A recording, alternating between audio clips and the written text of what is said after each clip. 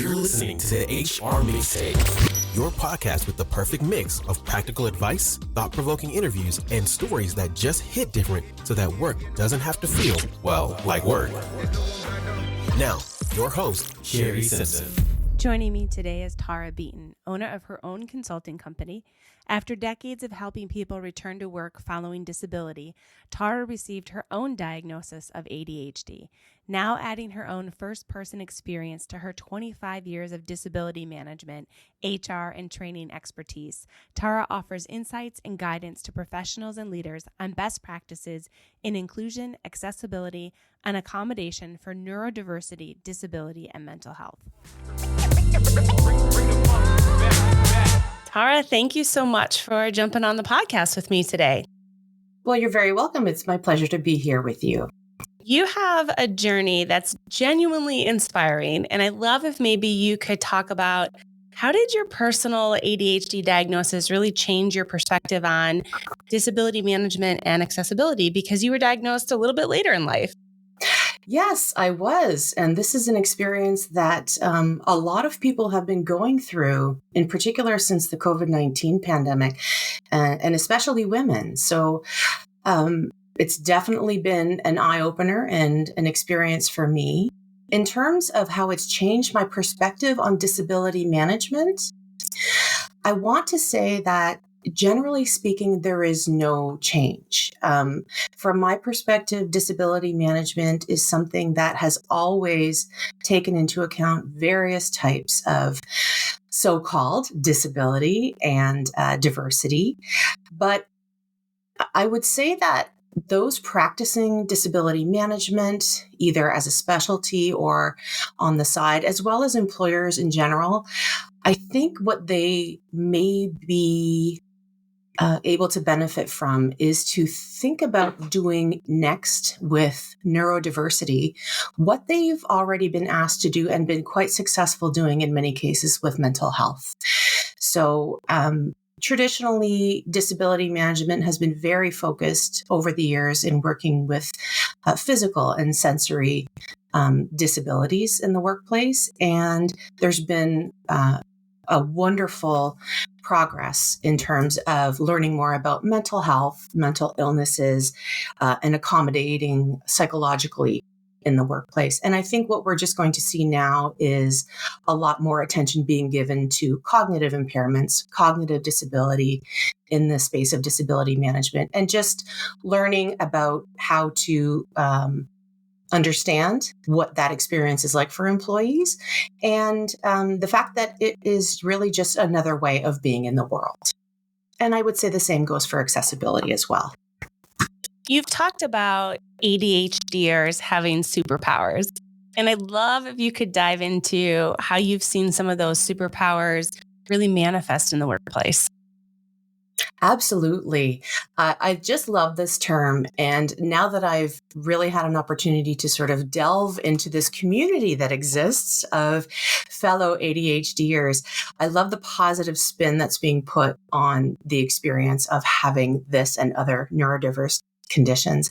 Folks with ADHD, it's important that everyone in general, and not just employers, focus not just on the idea that there may be a need for accommodation for impairments or different ways of thinking and so on. But there are some definite benefits to having employees with conditions like ADHD or with this type of neurodiversity. It's been demonstrated that they or we can bring fresh perspectives, a great deal of creativity, pattern recognition, math. Many are very skilled in math. I'm not one of them. These are on a spectrum, as you can imagine. Many folks with ADHD have the gift of hyperfocus. It doesn't always feel like a gift when you're hyperfocused on something that you don't necessarily want to be, but it can be absolutely fantastically beneficial in workplaces. Proactivity, certainly resilience, holistic thinking, lateral thinking, and so on.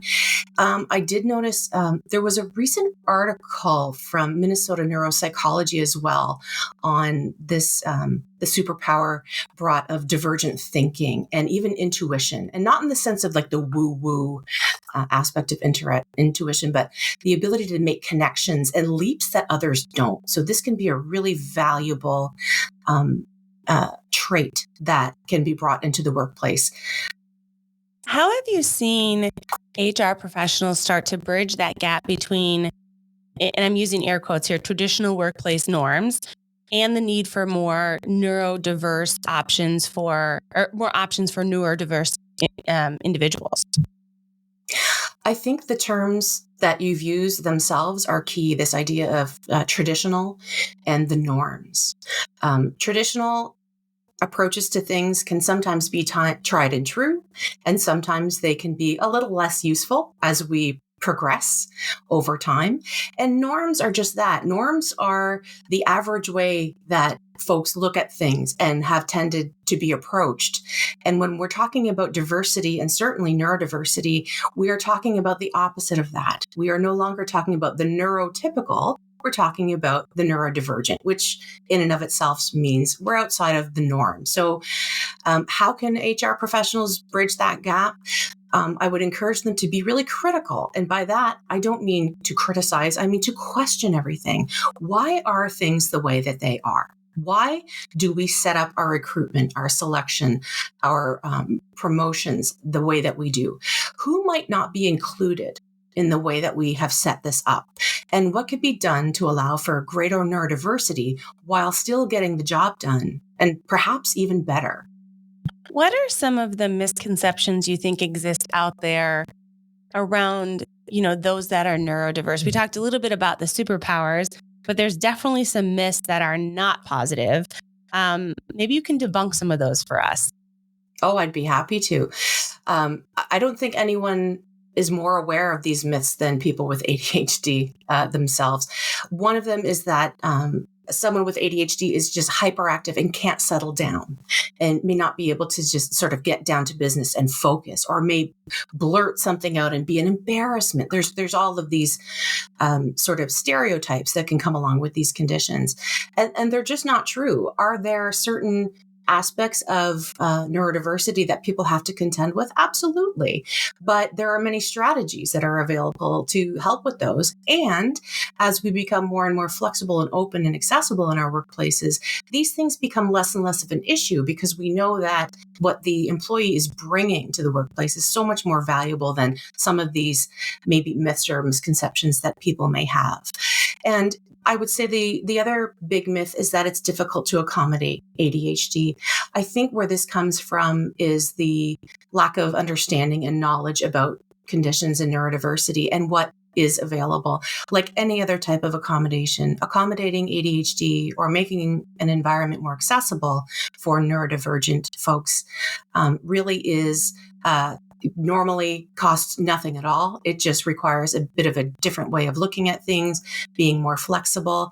And many times the answer is available from the employee themselves. So I would say that those are some myths that we can certainly set to one side, and employers can feel confident moving forward. Something you said kind of sparked this idea in my head that we probably have more newer neurodiverse employees in our population than we're probably aware of. What can we do to help foster an environment where they feel comfortable asking for maybe some of these accommodations that we've talked about?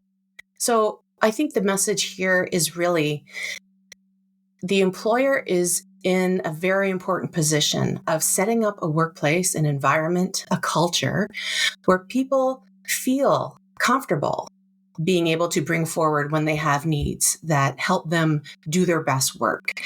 And I know we talk a lot about culture, and I know that there's more attention being given, not just to diversity, equity, inclusion, but belonging. And that belonging is sort of that feeling that people get, that yes, this is an equitable work environment. I am included. So what I would say to employers is, it's one thing to encourage disclosure. It's another to set things up in such a way that people feel very comfortable being able to come forward, knowing that their requests will be accepted with respect and will be kept confidential to the extent that they would like. And that really is the key to being able to help employees get to a place or be at a place where they can ask for the help that they need to bring their best selves to work and do their best work. As you've worked with employers who have instituted a more broad view of, this discussion around accommodations, have you seen some ripple effects of accommodating those that are neurodiverse and its impact on actually improving the entire organization in kind of that discovery phase of having a conversation about accommodation? Oh, absolutely. I'm thinking of an example. I was working with a gentleman who was a very high performer, but was starting to have difficulty and couldn't quite figure out what was going on, and really started manifesting itself in other ways at work that looked a lot more like anxiety and depression. And sure enough, while he was getting support for his health and wellness, he was diagnosed with ADHD. So part of getting him back to work really involved identifying the barriers that were getting in the way for him and then addressing those. And in his case, the two biggest barriers were, number one, that the meetings that were being held were all verbal with no written follow-up. And number two, there was really not a lot of variety in his tasks. There might be over the long term. So for example, a variety of tasks over the course of a month. But in his particular situation, he needed more frequent variety in his work. And so as part of his return to work plan, we were able to incorporate those two things and actually build a routine that included that type of variety for him, as well as following up from verbal meetings with quick written snapshots that was able to help him with his recall and understanding of what was discussed and what was expected. This was so successful that these strategies were adopted on a broader level. And other employees as well were saying, you know what, this is extremely helpful. So it was not just an accommodation for one person, but it translated into a broader practice that is ultimately going to lead for greater accessibility for the entire organization. I love that. I love stories when we kind of thought we were addressing one problem or scenario. I shouldn't really call it a problem. And it has this positive impact or this wave of positivity across other things. I think that's just fascinating. Absolutely. We call that the curb cut effect. Oh, I love that. Yes, because cutting curbs originally was brought in for accommodating, say, wheelchair users. But as you know, it can be very helpful for a lot of folks. For example, if you're pushing a stroller or things like that. So yes, those sort of unexpected add-on benefits that help everybody and not just the segment of population that it was intended to help. As you think about the future of neuro-inclusive workplaces, what do you envision and how do we as organizations start to take steps to prepare for that future? My vision of neuro-inclusive workplaces is one of full accessibility. This is a long road, but I think it's a road that we are ready and able to walk together. There really is a place for everyone, both in society and in the world of work. I think COVID-19 really taught us, especially the multitude of us who shifted from either working from home or managing people remotely. It taught us that we had been making a lot of assumptions about the way that work needed to be done. And I think we can continue to learn from that.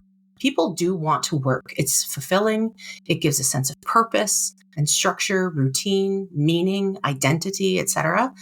So having this vision of a more accessible and inclusive workplace will allow us to make space for everyone to be in our workplaces and also to really celebrate our differences. If there's one piece of advice or takeaway that you have for HR professionals as we wrap up our conversation that you really want them to walk away with, what is that? Ask why.